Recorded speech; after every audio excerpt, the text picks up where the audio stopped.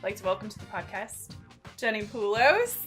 Jenni Poulos went to the University of Colorado. Sure did. She's a Colorado native. There's not a lot of them left. No, there's not too many of us anymore.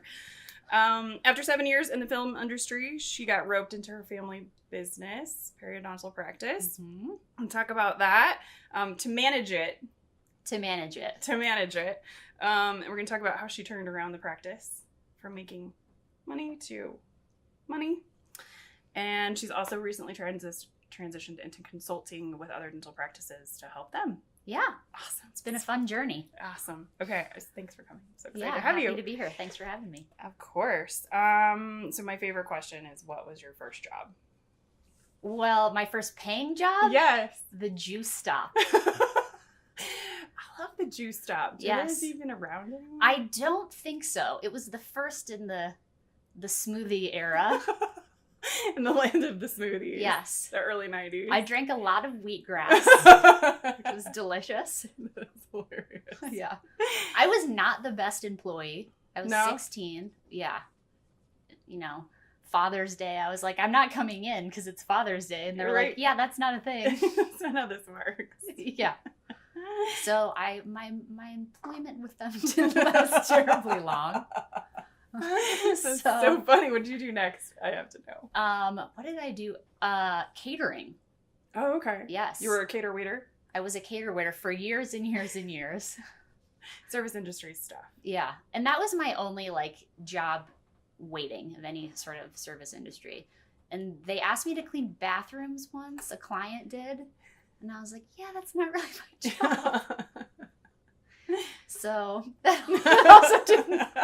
And then that job was over. But then I actually worked in catering at CU all through school, which helped me, survive the expensive city of Boulder. Great. And that was good. And I ended up managing there, and it's kind of a different thing. You don't have real demanding student clients at CU. Right. I was just dropping off cookies and milk, pretty much. That's awesome. Some cheese trays occasionally. So you worked with at CU. I worked for CU's catering. Oh, okay. Yeah. And That's ended cool. up being a supervisor there. So yeah, I worked at a country club through college. You did? Yeah, and it was all catering and you learn a lot in the service industry. You definitely do. And bartending and bar cart. I think bar cart was my favorite because they'd be like, I'd like a shot of Patron and one for you, and I'd be like, you got it. I would have been a terrible bartender.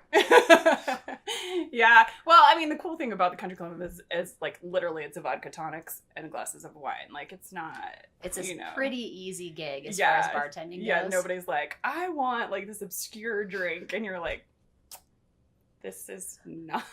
You're like, so Chardonnay or Pinot Grigio? Yeah. Would you like red or white? Those are your options. Good. And I could pour you a shot of anything. Yeah. I didn't know you were a bartender. Yes, Good for I've done you. all the things. You've on done the all service the things. stuff. Yeah, I actually started as a bus girl when I was 17. And On the Border. On the Border, that's still around. Yeah, best queso ever. They do have good queso. They have the best Yeah. queso. Not surprisingly, I worked in dental offices a lot as a child. I was going to say. Did you do some admin stuff in the dental offices? I did everything in the dental offices as a little kid. Pouring molds, cleaning rooms. Pouring molds, that's cool. Yeah, filing charts. My brother and I used to drive around town and deliver presents. Oh, wow. Yep. So Gotta get you on the payroll somehow. Yeah. I love it. So maybe that probably was technically my first paying job, would be something like that.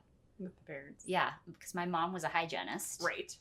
So when I think I was in 8th grade, I went with her over the summer and had my summer job at her office 3 days a week. So when did your dad and your mom start the practice? We're just going to go off the thing. So my dad was initially a general dentist, and he worked across the hall from my mom, who was a hygienist here in Denver. And they met and they eloped on their lunch hour. I've never heard this story. They I sure love this. did. Yeah. So hilarious. They went to City Hall and they got an extra hour for lunch. So super generous bosses, clearly. They're like, we're getting married. Can we get an extra hour? Yeah. And then the perio practice that my dad joined, Orban and Silberman, said, hey, do you want to be a periodontist? And he was like, well, I don't really I never really thought about it. And they said, well, you're in at Northwestern, so just go there and do the schooling. So they moved to Chicago and came, he did his perio residency there. It was one of the first kind of perio practices, and came back and joined the current, I guess, iteration of Poulos and Summers then in 1980. Oh, wow. Yeah. So right before you. Right before me, yeah. And my mom then just worked on and off with them. But typically, she always worked at a separate practice. Oh, really? I didn't know that. Mm-hmm.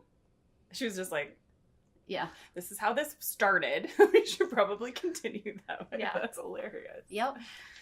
So after school, though, after college, you worked in the film industry. I did. What did you do in the film industry? I did all sorts of things in the film industry. So my degrees are in literature and sociology. And it's a little bit of everything. It's critical thinking. That's it. Like, I learned to be a critical thinker, and writing. So I worked for Rocky Mountain PBS as a researcher and a writer. That was kind of my first gig.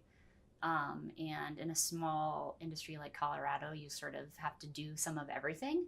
Especially at PBS. Yeah. So I worked at PBS for a while. I worked for HGTV for a little bit. Anything fun with HGTV? I worked on a show called If Walls Could Talk. I don't think I've ever heard of that one. I don't know. Yeah. I don't think it's on anymore, but it was about people when they were remodeling their homes and would find like cool old stuff buried in walls and like what were the stories. So that was kind of fun. I like called historical societies and like tried to dig up stories. And then I worked for The Amazing Race for a little bit. Oh, that's fun. Yeah.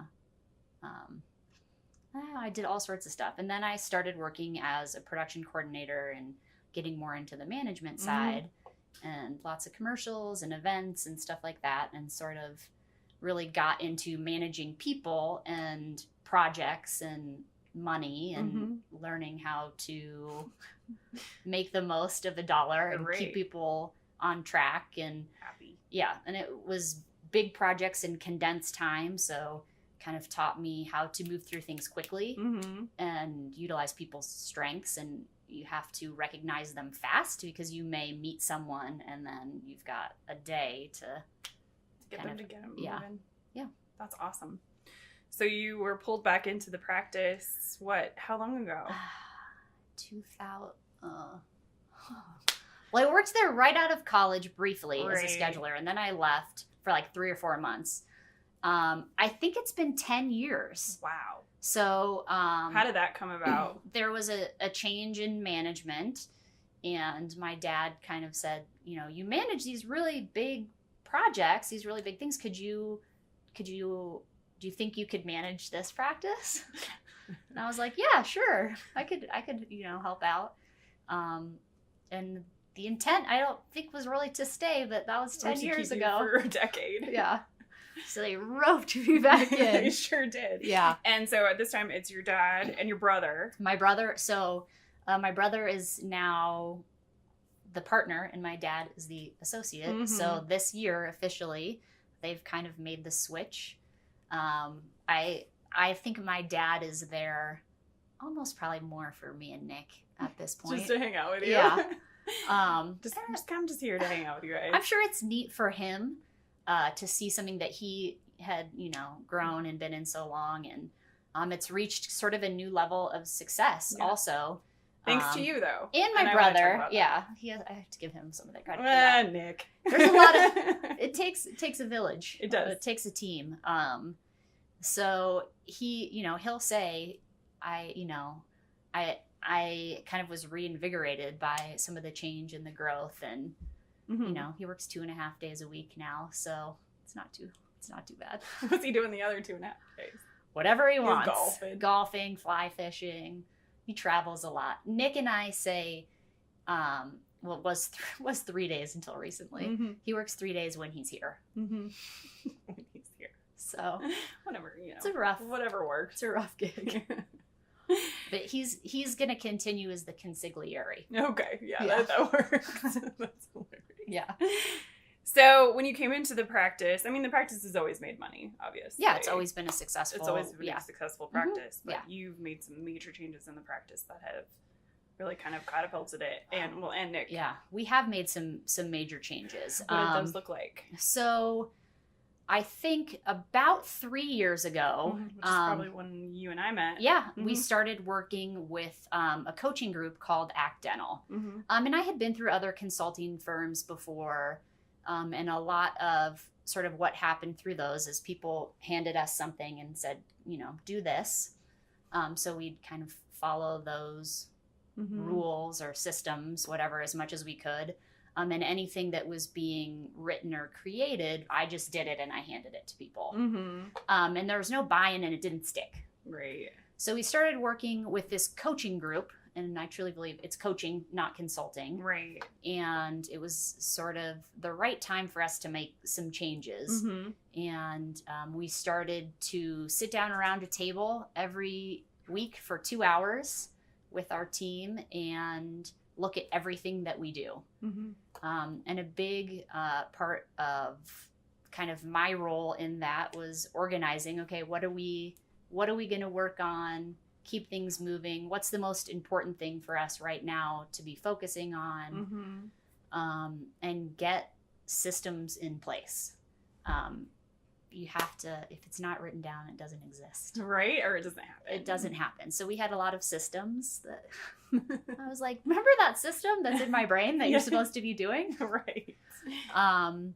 So by kind of getting down and calibrating as a team around everything that we would do, we were able to get some real change.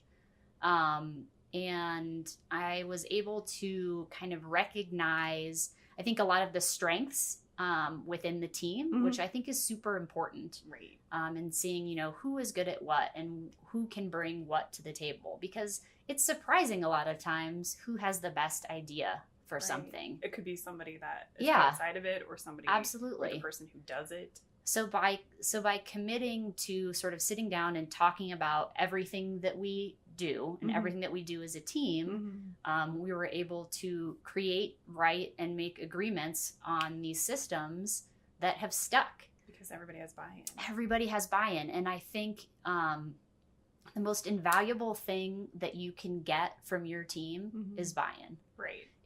Whether you have 4 people working with you or 400 people working with you, if they believe that they make a difference, that their voice matters, and they see that your leadership team, be it 1 or 5 or 20 people, honors their piece in it, they will want to do the best for you and for everyone else. It gives them significance. It does. And we, the systems have been huge, and I'm a huge believer in systems. I mean, I think, it has to be written down. People need to follow it. You need to revisit it because it will change, right?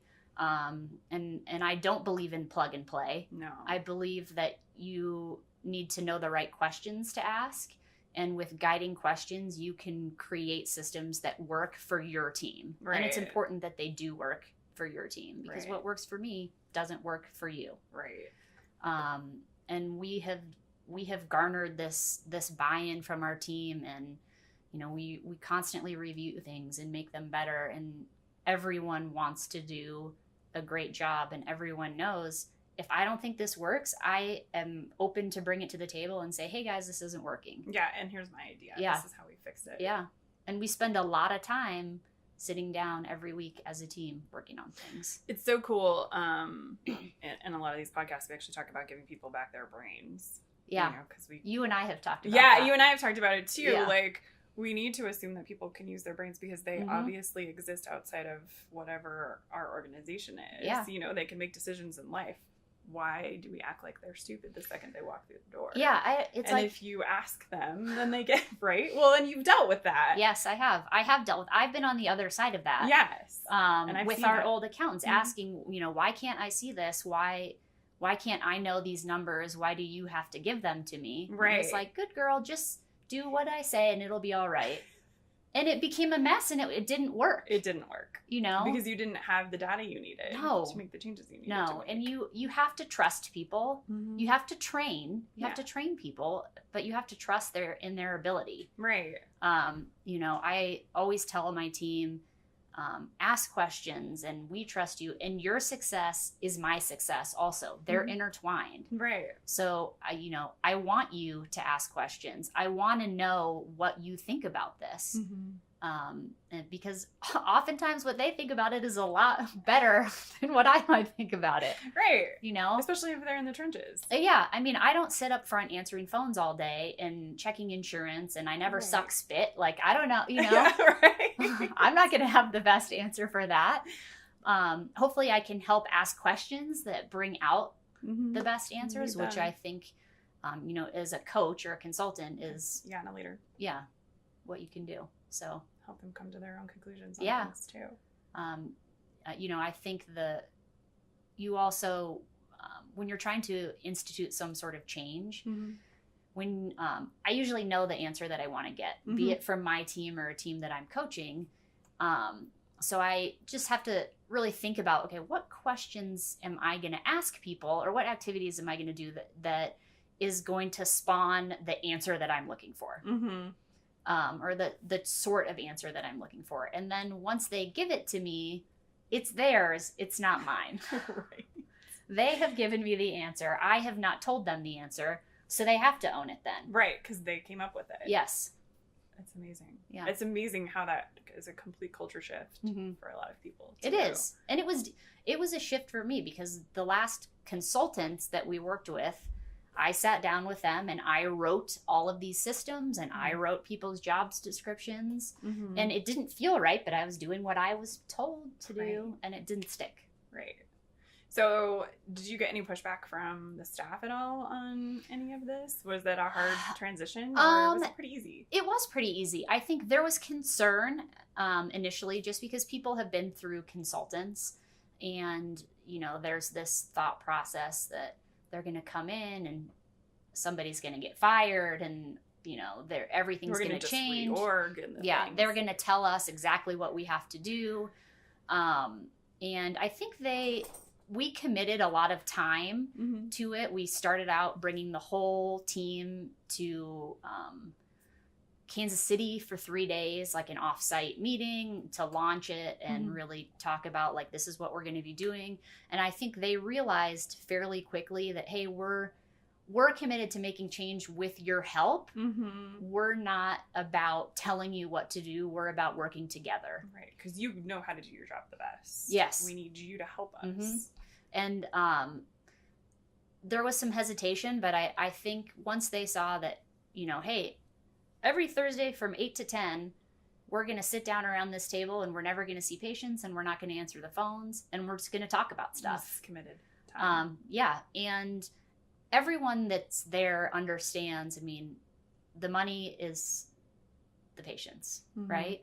So when leadership says, okay, I am taking 16 productive hours, in essence, if you're looking at all the providers, off of a week to talk about things, they understand that you're committed to it. Yeah, it's an investment of time. Yeah, you gotta say, and money. Yeah, you gotta land the plane to work on it. I love it. I like that. Land the plane to work on it. That's going to be the Jenni quote. I can't take credit for that Dr. one. Summers? Well, Kirk Barrett, who is the sort of founder, I guess, of ACT, said that at our first meeting. So we've said that. But there's, people are familiar with the 80-20 principle. Yes. 20% of that all the time. Right? So that's applicable across all areas of life, all industries, everything that you do. So we're not even taking 20% of our time, but the return that you get on that is huge, and it impacts everything that we do every day. And people have noticed the difference in the 3 years that we've been doing this. The culture feels, it feels different in the your culture office. Feels totally different. Like, it feels different than it did, like, when I first walked in 3 years ago. Yeah. Not that it felt bad, but when I walk in now, you can just feel the difference. It is more team-oriented. People are happier. Like, the energy is different. And that translates to the bottom line. It translates to the bottom line. It does, too. But it also, it translates the to patients feel it. Yeah. You can feel it. You can. I do think it's palpable. There is a palpable change. Yes. Absolutely. I agree 100%. Our coach she says we sparkle. And I loved that, she came in and at the first the first meeting that we have, and a year and a half later, she was, she kind of said the same thing. It's so different walking in the door now versus what it was before. And I just think you guys as a team sparkle. And I was like, I love that. We're so sparkly. I love sparkle. That's awesome. So fun. And it's so different. I mean, we've all been in doctor's offices or whatever where you can it's just like walking. Doctor's office. Yeah. It's like walking into like a black storm cloud, right? Yeah. Everyone. Yeah. It's busy and it's crazy, and you walk up to the front and they give you the death stare, and right, it's you can really tell people are unhappy. Mm-hmm. And we're not. I mean, let's be honest. No one's super excited about going to the periodontist. Yeah, my goal is to never have to do that. Yeah. So we, it's like, hey, our goal is to make it the best experience it'll possibly could be, and hopefully you'll have a little bit of fun while you're there and laugh, and will improve your life and your health. Yeah, well, and like I said, the energy is so good now. You spend a lot of time at work, right? So it should be quality time, right? It should feel good, and you should, that's what people are looking for, their significance there a lot of the time. And there's a shift in the workforce now, especially with the millennial and our zennials, zennials we are zennials, yeah. But people are looking for experience now, right? And they want to, it's not just about the job; it's about the experience that you have there. And I think we have taken that to heart, just as sort of the culture that we have, anyways. But it has, I think, meshed well, kind of with your staff. Yeah. Yeah. Well, and I've been reading too that, as zennials, like, we're not really Gen Xers, and we're not really millennials. Like this in between. Yeah, we want stuff that is in between. Yeah. And there's just a small subset of us, but it's we only kind like of 4 understand years. Both. Well, because we had the Dewey Decimal System. That's right. And computers. Right. We've had both. We're also known as the Oregon Trail generation. I know, that always makes me laugh, the Oregon Trail generation. Yeah. Yeah. I'll take it. We watched a lot of TRL. Sure did. Yeah, it was every day. We did have a different upbringing. We were sort of in between. Yeah, the analog and the digital. Yeah. We had to watch TV to see it. That's right. Live. That's true.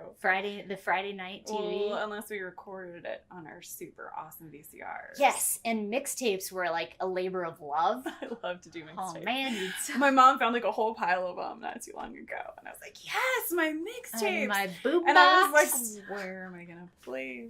I have nothing to play these on.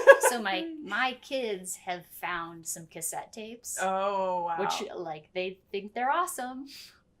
We have an old boombox that our neighbors very lovingly gave us, and they put them in and take them out, and it's like this weird thing from the past. My son is like, this is from a really long time ago, like the 80s.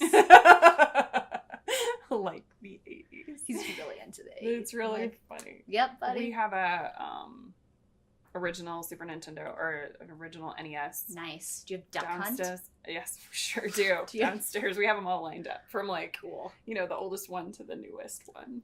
We have 4 of them. That's amazing. Pretty funny. What's the the pad? Oh yeah, they've got the cassettes. Yeah, you gotta blow them out. You know what that means. You're from a specific generation.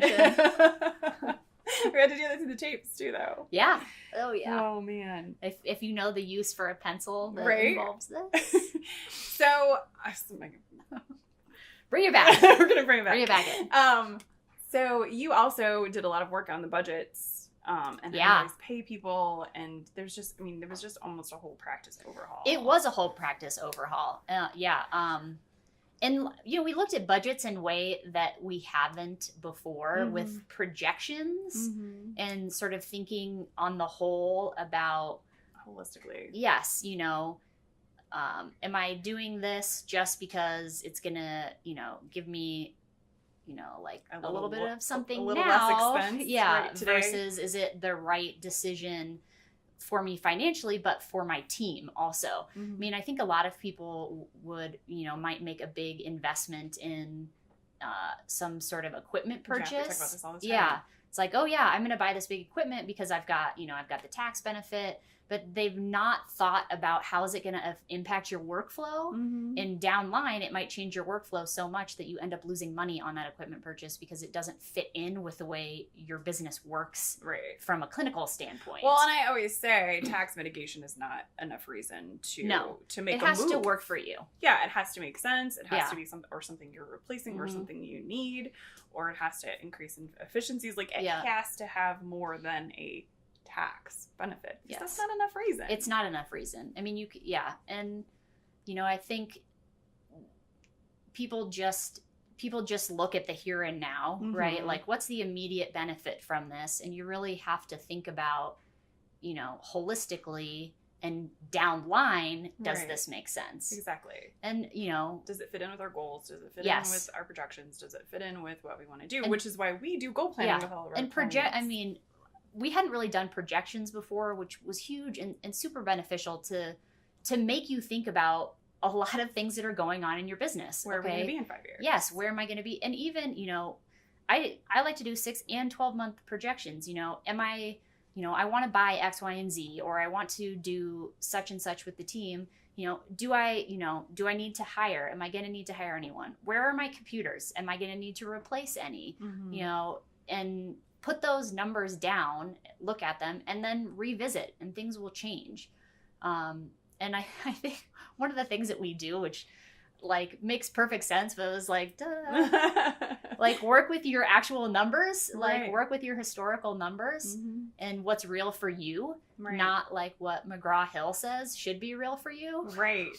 Or, it's whatever the metrics are. Yes. But that changes from practice to practice, from area to area. And some, someone might tell you, well, as a dental practice, you should be spending 6% on supplies.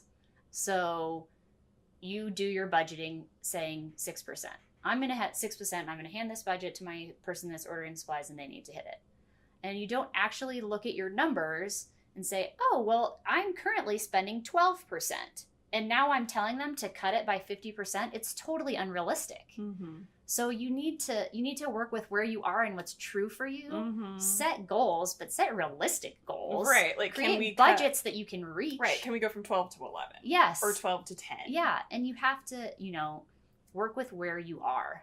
And you're setting people up for failure. Right. And it feels bad for you. It feels bad for your team. Yeah, I always laugh when it's well, your staff cost should be this. Well, you live in Podunk, Middle America. Your staff costs, isn't going to be much. Yeah. I mean, congratulations. Maybe you should pay people a little more. Let's keep our staff. Maybe. Yeah. But in Denver, it's a completely different cost of living. And it's going up. Yeah. I mean, everyone's business is different. Just because you are a specific type of business, just because I'm a periodontal practice doesn't mean I'm the same as the periodontal practice next door. Because we might focus exclusively on one type of case where they focus more exclusively on another type of case. And what we spend is going to be widely different. Right. And that information is important. And using at least 3 months at a time, looking at trends, not freaking out over 1 month. Because things go like this a little bit. Every business does that. Yeah. They're supposed to. Yes. Otherwise we wouldn't freak out. We'd get complacent. Yeah. I always tell people, it's supposed to be a roller coaster. Otherwise you get complacent. Yeah. Well, and, sometimes on the month where things post, you might have something hit on the 1st and the 30th. And you're like, oh my God, my spending was... It's well... We'll just take out that extra rent. So... So you've transitioned, from working you're still a business manager for Winters and Summers, but now you're working for being exclusively there. Yes, to working with other dental practices now and consulting. Yeah. So what is that looking like for you, and what are the biggest issues you're finding? I think the biggest issues, first of all, it's the specific issue for that team. I think the biggest differentiator that I can make for people is around culture and organization and calibration.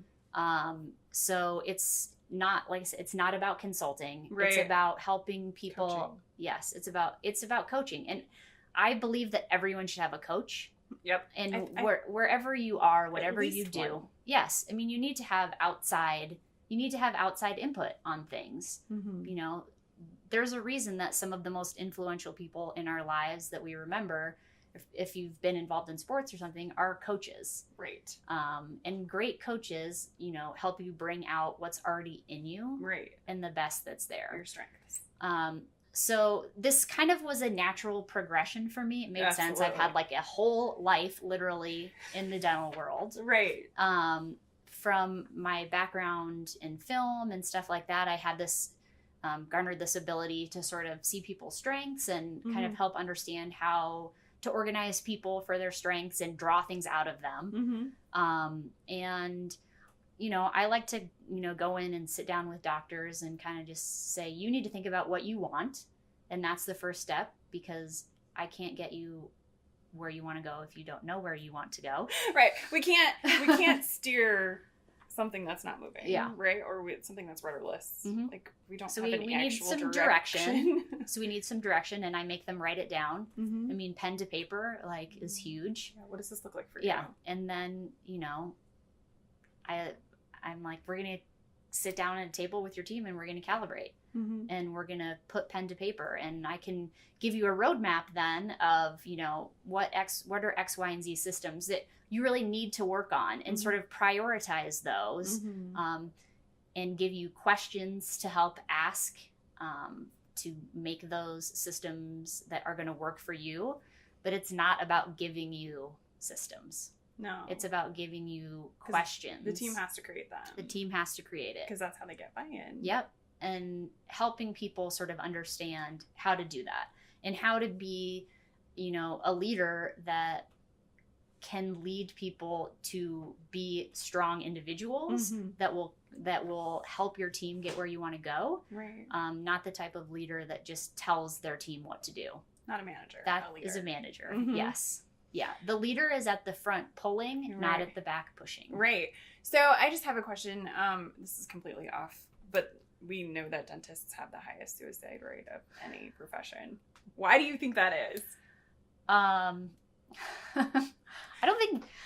think a lot of dentists probably get into the dental industry unprepared for the business side, and it can be super overwhelming. And you and I have talked about that. Yeah. And I think that's one thing. And you know, dentists live in a world the size of an apple. Right. For the most part. And you know, they're a lot of like very A-driven personalities. And then they have these businesses around them that they may not be able to manage just from a business standpoint, don't have a lot of business training. They have the technical skills. They have the technical skills, but maybe not the business training. And then, you know, there's this sticky component that is organizational health. And I think that can be hard a lot of times for those sort of A personalities or D personalities. Yep, our Ds. And, you know, that's tough. And I mean, let's be honest, you're oftentimes in a room with a lot of women that can be a little crazy, right? You know? Or, you know, it's just a different dynamic. It's a different dynamic. And you know, I think organizational health is a differentiator. And that's something that I think a lot of dentists can suffer with is being able to have a group of people that sparkle. Right. And how do you make that happen? And how do you deal with conflict? And how do you figure out what your values are and get those to your team? And how do you make that work for you? So you have this difficult work environment where maybe you have a crippling amount of debt because it costs a lot of money to become a dentist. Yes. On top of that, buying a practice a lot of the time. And then you're, equipment. So you enter with huge debt. You don't know how to manage your business or your team very well. And then you just have people coming in that don't really like you or want to be there. They want to be there on top of the fact, right? Yeah. And then everybody hates their dentist. Yeah. So, But it can also be an amazing profession. It is a growing profession. It will continue to be a growing profession. Right. There's been a lot more recent recognition about the whole health benefits connection. There has just recently been sort of a shift in some of how things are diagnosed and how they're referred to, which initially, it's a change in how kind of it's called staging. So, your disease is staged much like cancer. And when you have periodontal disease, if it's not active, they now say you're in remission. So it's really a recognition and a linking of the fact that, your mouth is the window to your body. That's really important. Yeah. And when things are out of whack in your mouth, that is usually indicative of a much wider problem. Or creating more weight. I mean, there's been a lot of there's been so much focus on gut health and stuff like that, and the the flora and fauna and everything in our guts, and let's keep that in balance. Same thing in your mouth. So you really can improve people's lives, and as a cosmetic dentist, you get the pretty stuff, right? When you have someone with a broken smile and you can change that for them, that can really change their life. That's really cool. I mean, it can be a total game changer for people. We've had the opportunity to work with some domestic violence victims and, to give them total rehabs.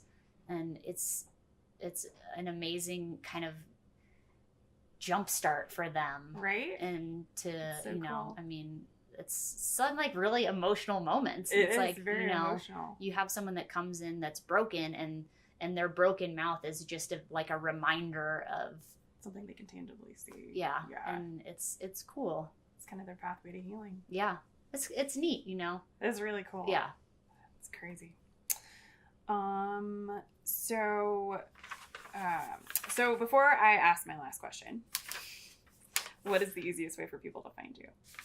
To find me personally or Poulos and Summers? Either. You personally, if they need some coaching. Or if they need some work, go to Poulos. So Poulos and Summers, www.poulosandsummers.com. Find us online. Website is being worked on right now. New website. There is one that exists. Don't judge. It's 8 years old. So my email, jenni.poulos@mac.com is the best way to get me. Jenni with an I. So that's the best way to reach me, and I love the opportunity to coach people and help them and watch them actually start thriving in their practices. It's cool to see. It is. It makes me happy when I see doctors and team members that are like, oh man, like I'm doing so well and I'm like really thriving and I'm happy, and that makes me happy. Right? So, it's sparkly. Yeah. It's sparkly. Well, and happy people who are happy in their jobs, like translate that to the rest of their lives. They do. Because we spend so much time at work. And if you're happy where you work, and it's a happy thing, then you're probably going to be a lot happier in the rest of your life too. It's a huge impact. It is a huge impact. Yeah. All right. So what is the one thing that you think you find most lacking in practices, or is the biggest changer in how dental practices run? Yeah, so I kind of referenced this earlier, but I think it's this organizational health component. The numbers stuff and the systems, a lot of people have some piece of that. And I think dentists are comfortable with working on that part. Right. So if I go in anywhere and I'm like, okay, like I'm going to help you get X, Y, and Z systems in place, and you're going to have to work with your team to get it. It's like, yeah, that makes sense. But then, when I talk about, we're going to figure out like, what are your core values?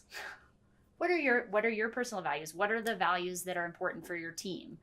How do you create a sparkly organization? Right. That gets you that buy-in, that gets you stellar customer service. And, having a healthy organization and a team that really functions well is that differentiator, and it's a hard piece to grasp. Right, but it has the biggest impact. It has the biggest impact, you know, and I think a lot of times it's like, oh, I have to do trust falls. I have to do people things. Yes. And it doesn't have to be all that, but, you know, it takes kind of sitting down and thinking about what, you know, what's important to me. You know, we call it's like, you've got to work at Poulos and Summers. We have some permission to play values, like standards that you have to meet. Patrick Lencioni has a book called The Advantage. Yeah, which, you know, talks about your values and, you know, sitting down around the table and getting those in place and having a leadership team that's aligned around the values that are important for you. And those are things that should never change. They shouldn't waver. Right. We make decisions based on our values. We make decisions based on our values. We can throw everything up against the values. Does it fit in with these things? And if you can really establish that and run your business based on those values, the people that work for you will see it. They'll want to work for you, and you get a team that wants to support each other. And, you know, like the most expensive thing in business is hiring and firing, right? I mean, it is the worst. Especially in a service business. It is, I mean, it's like 75% of someone, I mean, of their salary, I think. If you hire and fire, I mean, that's what you're doing. You're throwing away 75% of the salary, basically. And if you get a team that believes in your values and supports your values and wants to be there and get that sparkle, I mean, things change. Right. Like you said, it's palpable. It is palpable. It is. And it makes it easier to hire people and to fire people, because if they don't align with your values, it's pretty dang obvious. Well, and I've had difficult conversations in the past, you know, when you're firing someone or disciplining them, because it's hard to put into words sometimes why you're upset or what's going on. Now it's like, our values are very clear, and they kind of become like the third person in the room. Right. I'm like, hey, listen, it's not me, it's the values. they run the show here. This is how, you know, the mission. I mean, it's a hard line, right? But you have to be willing to, you know, kind of think about that stuff. Yeah. And you have to have trust. You know, a lot of it is, you know, being willing to push people. And, you know, sometimes you have to go a little bit over the line to know where it stands as far as trust and criticism. But, you know, when you have a good base of values that people believe in, you know, you can be honest. You can say, look, you're not hitting this value. Yeah. Yeah. And I mean, I believe 100% that is the differentiator for people. So I love it. Yeah. Thank you. Yeah. Thanks for coming. You betcha. Appreciate you. Yep.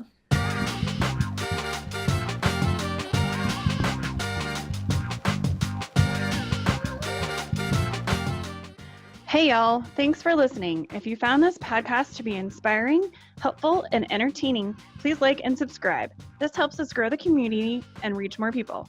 If you are interested in learning more about this episode's guest or accessing any of the books or other resources mentioned in this episode, be sure to check out the description box below. Until next time.